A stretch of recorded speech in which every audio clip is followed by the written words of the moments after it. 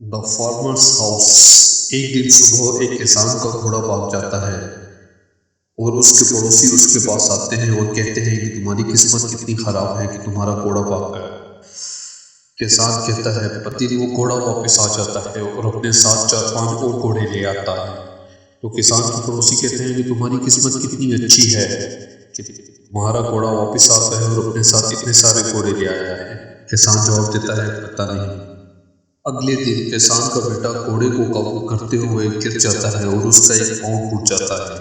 तो किसान के पड़ोसी उससे कहते हैं कि तुम्हारी किस्मत कितनी खराब है कि तुम्हारे बेटे का पाँव टूट गया। किसान जवाब देता है पता नहीं।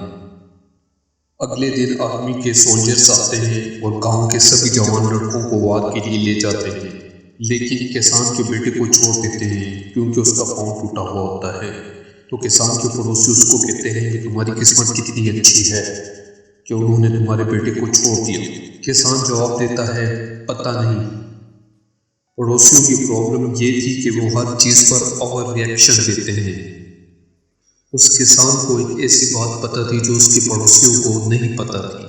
वो ये कि उसकी लाइफ में जो इवेंट हो रहे हैं वो फाइनल नहीं है। किसी को भी नहीं पता कि ये इवेंट आगे चल के क्या शक्ल अख्तियार करते हैं। इसलिए वो हमेशा इजी रहता था और लोगों के जजमेंट का बुरा नहीं मानता था।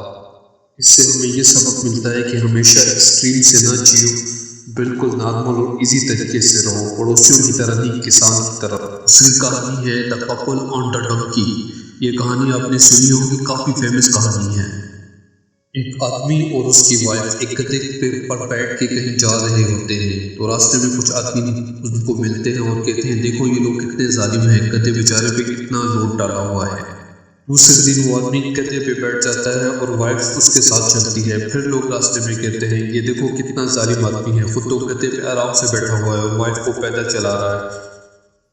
तीसरे दिन वाइफ गधे पे बैठ जाती है और आदमी पैदल चलता है। तो लोग फिर कहते हैं देखो ये आदमी कितना जालिम है, इसको बिल्कुल एहसास नहीं है, उस बेचारे से अकेला गधा चलवा रहा है।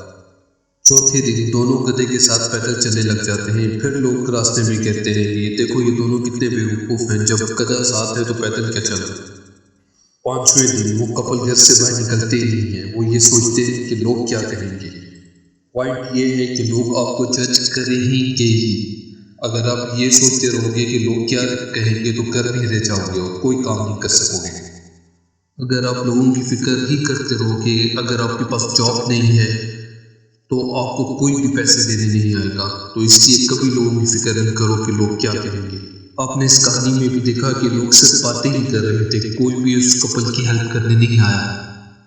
इसलिए लोगों को बातें करने दो और जो सही है वही काम करो। इसलिए लोगों से कायम रहो, लड़ो मत। उनको नहीं पता कि वो क्या कह रहे हैं, उनकी जैसे सोच है वो उसके मुताबिक बात कर रहे हैं। तीसरी कहानी है द मूव। दो आदमी एक समझदार इंसान के पास एक एडवाइस लेने जाते हैं। पहला आदमी कहता है कि मैं सोच रहा हूँ कि मैं इस शहर में मूव हो जाऊँ, तो आप बताएं कि ये शहर कैसा है। वो समझदार इंसान उससे पूछता है कि तुम्हारा पुराना शहर कैसा है। वो आदमी कहता है कि बहुत बुरा शहर है, हर कोई वहाँ मतलबी है, मुझे उस शहर से नफरत है। वो समझदार इंसान उससे कहता है ये शहर भी बिल्कुल ऐसा ही है, इस शहर में मत आना।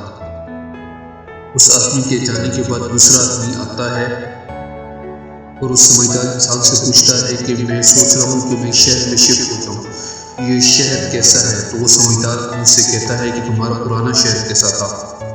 बहुत अच्छा शहर है, हर कोई फ्रेंडली और खुश अखलाक है, मैं बस वैसे ही थोड़ा चेंज के लिए शिफ्ट होना चाहता हूँ। तो वो समझदार इंसान उससे कहता है ये शहर भी बिल्कुल ऐसा ज़बरदस्त शहर है, तुम्हें यहाँ पे बहुत अच्छा लगेगा। इसका मतलब ये है कि जो हम ढूंढते हैं हमें वही मिलता है। जिस नज़रिए से हम दुनिया को देखते हैं हमें दुनिया वैसी ही लगती है। बात वहीं आ जाती है जहाँ पे आप चाहते हो जिससे भी मिलते हो, आप उसी नज़रिए से देखते हो जिस नज़रिए की आपकी थॉट्स होती हैं, जिस नज़रिए की आपकी थॉट्स होंगी